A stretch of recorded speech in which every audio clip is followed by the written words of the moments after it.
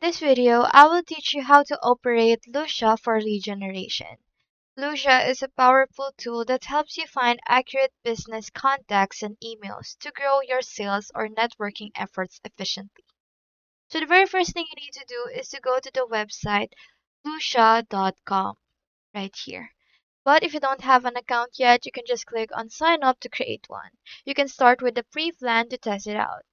If you already have an account, you can just log in just beside the sign up button right here and just log in using your credentials. And once you're logged in, you'll be taken to the dashboard. Here you can search for leads by entering a person's name, company, or domain. Lusha will automatically provide you with available email addresses, phone numbers, and social media profiles.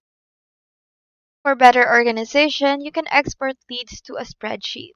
Since many businesses use OneDrive, you can save your exported files directly to OneDrive.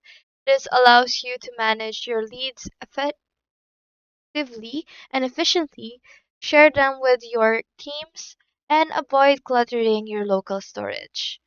And to export your leads, simply select the contacts that you want to export, then click on Export and choose the file format, whether CSV or Excel, and then save it to your OneDrive folder.